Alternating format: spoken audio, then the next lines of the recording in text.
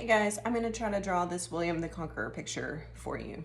I am going to start with his face and note that his face is kind of an oval shape if I follow this chin line down here and then assume that this is his head. So the oval shape is roughly this big. And then it's a little more than 3 fingers wide. So I'm just going to draw those dots to guide my shape. And I might make a couple of marks because my first one was a little oddly shaped. So let's see here.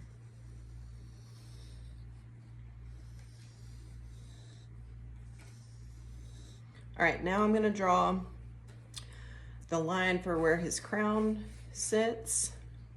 I'm going to draw a line for where his eyes sit, and then his mouth. Okay, so there's his crown. So his eyes and his nose start about the same place, and this eye looks a little bit bigger and is facing directly forward. So let's say his nose is going to be right here in the middle. I'm going to come over here and draw a curved line for above his eye, curved line for below his eye, and then I'm going to note that this is more of a U shape, so the bottom of his eye kind of sits on his lower eyelid. So I'm going to do that and then fill in the pupil. And I'm probably going to shade in a little bit here. And then he also has a line above this line right here for his eyelid. It's not his eyebrow. And then there's this line under here as well. And he's got some lines under here. And then he does have an eyebrow up at the top.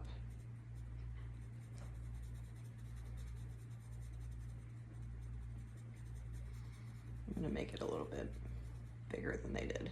Okay. And let's look at this shape of his nose. So it's not super straight. It's got a little bit of a curve there, and then almost an angled line down at the bottom, and it's about 2 fingers. So I'll start here and do a little bump and a little curve and go up. And then he's got this other side of his nose over here as well.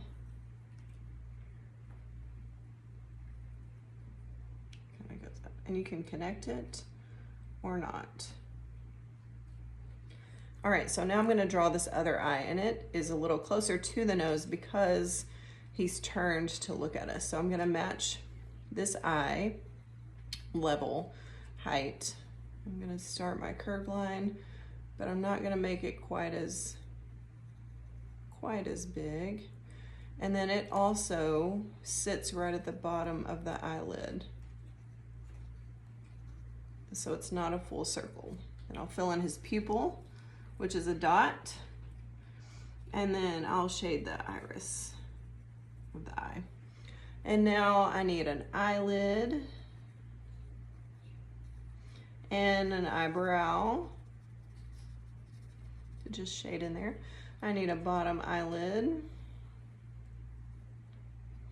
there's a little line over here. Okay. My nose isn't quite as pointed as his, but that's okay.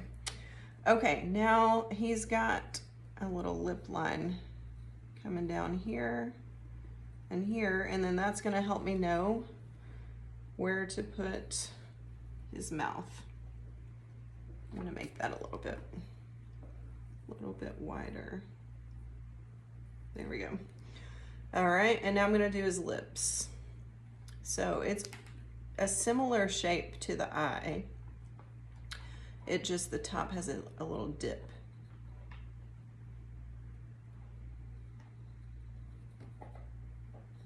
And then a line there. And I'm not gonna give that a lot of attention because we're gonna cover it up with his beard. So I wanna look at the shape. So it starts under his nose, right here, and it curves down, right? Curves down like a mustache. And this one curves up to the edge of his face and disappears. And this one goes up close to where his ear would be, so actually probably more up here. All right. And it's not a perfectly straight line because it's his hair, right? Okay. And now he's got some goatee lines down here. And down here. And lots of them just around. And we will come back and probably fill this in later like this. But he also, it doesn't stop down here where his chin is. So I'm gonna erase this a bit. And if we fill it in, it won't matter. So what I'm gonna do is follow these lines down here at the bottom. So from here, it just kind of comes down and makes a V. And then it goes up to here. And now if we wanted to fill this in, we could. And we can come back in and shade that better later if we have time or want to. All right. So now I want to go back up here to the top, make a better line for his crown. So his hair comes out a little bit from his head. Let me erase a few of these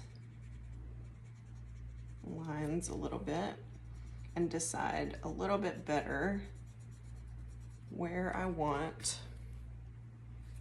his head to be, because it's not going to be quite so pointed up here at the top. We're going to show some hair, so it's going to be more like this. Okay, so if we put his crown, it does come out. It comes out quite a bit actually, but over here it's just a little bit. So we'll do it like that. There's two straight lines, and then we have these triangles, these angled lines. I started making mine kind of small. I'm going to make them a little bigger now. Okay, and now his hair comes all the way out here, kind of loops over and comes back to his beard. I'm going to, this is going to be my face line here.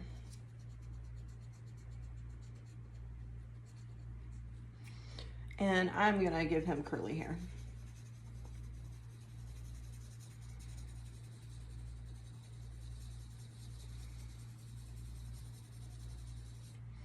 Okay. Might need a little more erasing. I don't know if you can even see that. If I wanted to fill in my crown with a pattern or design, I would erase a little more. He also has some hair up at the top. So I'll do hair like that. And then this, so I need a better guide over here, not this. I'm gonna assume that this is the line for his face, so this will be his hair out here. And it comes out a little bit, but it does connect at his beard. All right, so there's that. Fill this in a little bit too. Okay, so now let's go down to his neck. His neck connects right back here. Further back, I definitely would have thought down here if I were not drawing what I was seeing, but it's way back here. So we'll do a slanted line down. And then over here, we'll do it they do it more down here, come out down here. And then over here, we go straight out to the side. I don't know if you can see that. And over here, we have more of a curved line. Okay, and then we have his collar, which comes out a little bit, and it has a curved line in and up here, and a bottom line for the collar. Let's see. And then a line down the middle. Okay. I think next I want to do the sword. So the top of the sword is a bit of a curved line. And then we go straight down. I'm not going to do the handle for now. We can add that if we have time. Straight down. And then there's a line in the middle. All right. Now, what do we have on his, actually there's another line in here on his collar. Give that a little more over here.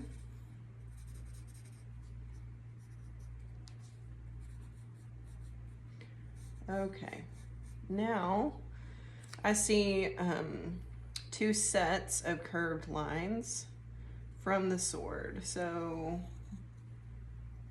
one set, oops, one set,